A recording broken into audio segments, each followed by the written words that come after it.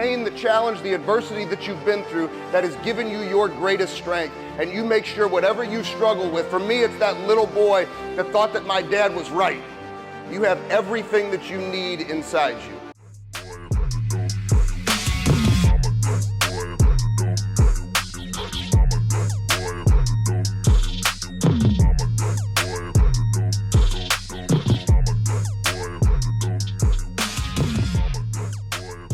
Dad and I always struggled in our relationship. Nothing was ever good enough for my father. He beat me down with his words so badly. Sometimes I wish he would have put a fist in my face because the bruises would have gone away a hell of a lot quicker than the 40 years of wounds that I had from his words. And I stood on my father's deathbed, and my father, 2 years ago, for the first time in my life, told me that he was proud of me. And my whole life, I was looking for those words of my father being proud of me. I was searching for them. I was waking up every day connecting to that burn. You'd look at everything I'd been doing on the internet, winning championships, doing that, thinking I got it all taken care of. But something wasn't right. I was broken. And I was searching for my dad's words. And finally, he looks at me in between a bite of oatmeal and eggs less than 24 hours before he died. I didn't know that he was going to die the next day. Giving him a little coffee, and he looks up and he says, "Ben, I'm very proud of you." Wow. And he said those words, and I didn't feel anything. I walked out of the door that day. I called my wife and I said, "Babe, like I've been going my whole life wanting to hear these words, and I was seeking the wrong truth."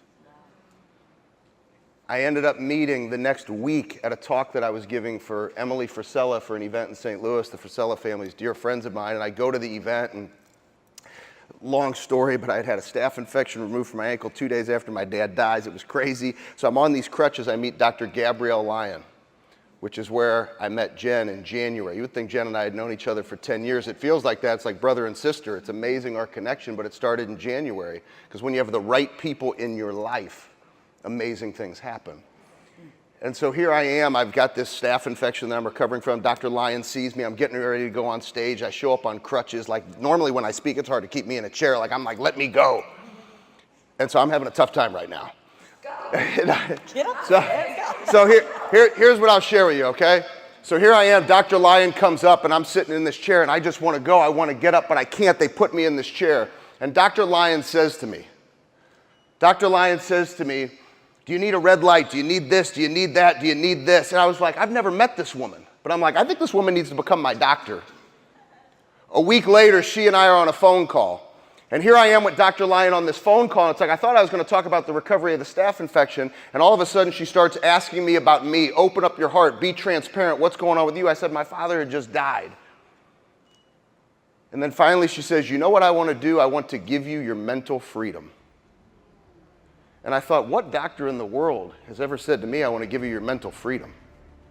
She introduces me to a woman named Dr. Silva. My first interaction with Dr. Silva, Dr. Silva says, "Ben, I want you to think of these gates. I want you to think of these gates. As I think of these gates, I want you to think of gates in your life." So I think of these gates. I think of these big wrought iron gates. They're 30 feet high. They got stones on each side of them. So I'm thinking about these gates. She says, "Ben, I want you to look at yourself and just picture yourself walking through those gates. And then when you walk through those gates, I want you to close those gates." She said, "Can you feel yourself on the other side with those closed gates?" I said, "Absolutely, I can." She says, "You have the power to lock those gates and only let the right people in every single day." Jamie, for me, on April the 4th, as a result of what she put in that book, I read it at the time that I needed it. And so all of a sudden I'm reading from the pages, and the doctor says to me, "This book has hit you. Your father is still pulling at you. You need to love that little boy inside you because he's strong." So I want to encourage you, this is not about me, this is about you.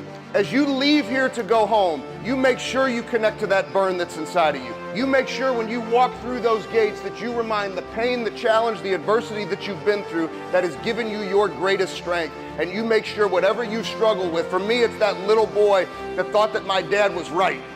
You have everything that you need inside you. Look at these individuals as an example, and you make sure you put the right people in your life, and you lock those damn gates every single day and go to work.